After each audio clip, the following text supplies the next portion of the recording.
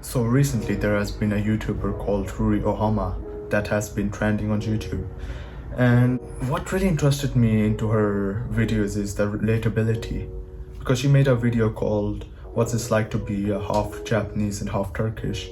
And in that sense, I'm similar to her. I wanted to also share my experience of being a half Japanese and also jumping on that bandwagon of getting the views and money, sweet money. Also, if Ruri, you're watching, I'm sorry for copying or taking your idea. Technically it's free real estate, but I'm still sorry. Anyways, to the starting of my experience.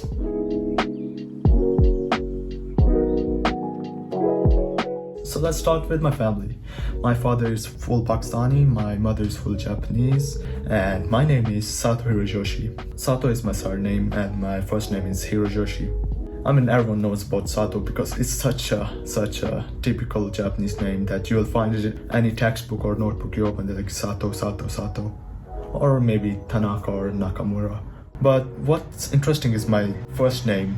Why? Because it's always a mystery how someone would call me.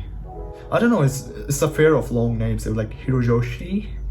Is it Hiroyoshi? Is it a separate name? I mean, I don't know, whatever you want to call me, you can call me, but just please don't call me Yoshi because it kind of sounds weird. Because I had this football coach who called me Yoshi. Yoshi, you're doing so good. And people would look at me, they're like, Yoshi from Mario, yes. Oh, I'm sorry, I forgot about my Pakistani name. My Pakistani name is Aman Khwaja. As in, Aman is my first name and Khwaja is my family name. And yeah, I was brought up in Pakistan mostly. So for my high school and university, I've been in UK. But for like rest of my education, I learned in Pakistan. My middle school, elementary school and kindergarten. So I can speak 3 languages? 4, I'd say 4. Don't ask me to speak Japanese because I'll probably fail. Because I would just say, anyways, moving on to like my social life in both countries. As I said, I was brought up in Pakistan, so it's natural that I had more social interaction with Pakistani people.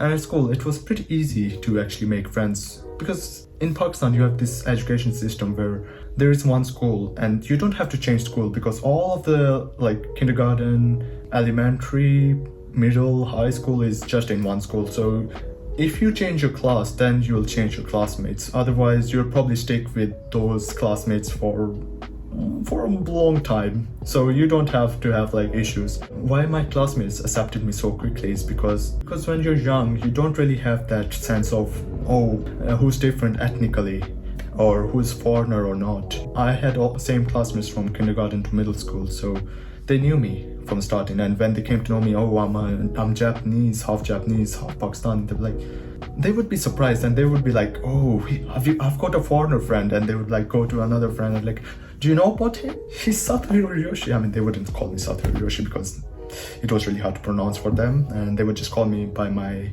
Urdu name, which is Aman. Being foreign in Pakistan is pretty rare.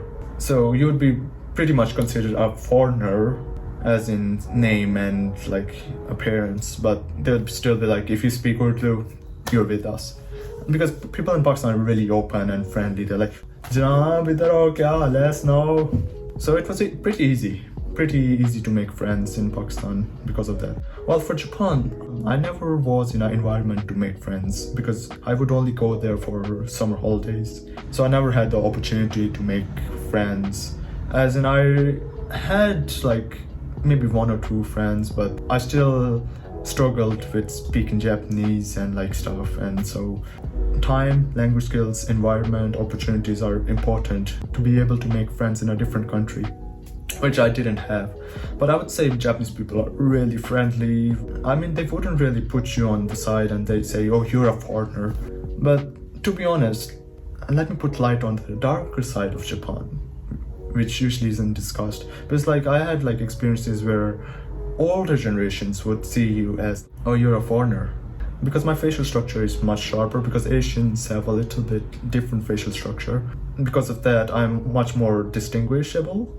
People usually would like look at me and they wouldn't accept you as like, oh, you're not full Japanese, you're half. And I never had a negative experience, but like, you know, when you're sitting in the tube or train and you're looking at people and they're like looking at you like this. They're not intentionally doing it, but I think it's a psychological instinct to do it. Someone foreigner, you know. Because Japan has always been an isolated island, and I think because of that, there haven't been much cultural influence. Because Japan is not a multicultural hub like London, New York, or like Amsterdam. So I think they're just not used to it. But I mean, younger generation is of course much better than the older generation.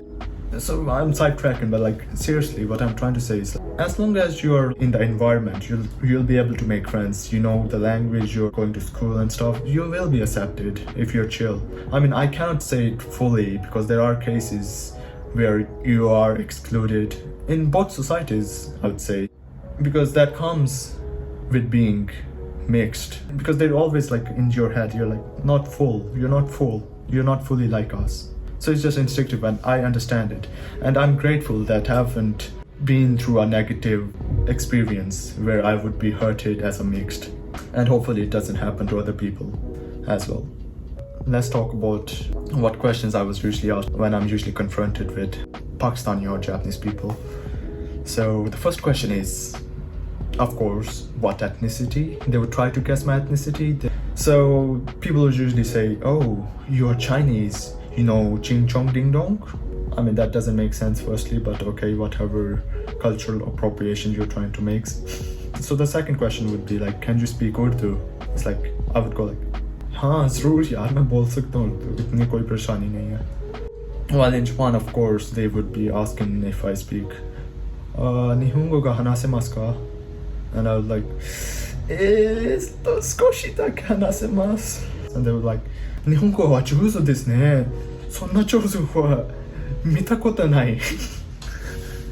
There would be more questions about who I am, who do I feel like, and to be honest, I don't feel like anyone. Okay, that's too depressive, but as in like, I don't feel like joined with one nationality or ethnicity, because I'm an internet boy. Not an e-boy, but like internet boy. I've always been on internet. So I feel more international because I have been connected with like different communities, not just Japanese and Pakistani. But I mean, it's fun to be half because you can kind of have best of both worlds, understand and connect with different cultures more deeply, celebrating different events. It's really positive experience of being mixed. Also, because of different reasons, I have been able to accept myself as who I am.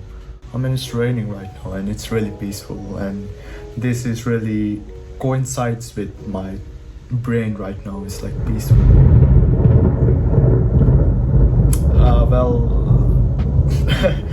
So for now, thank you everyone for watching me, and see you in next video of hopefully. Bye.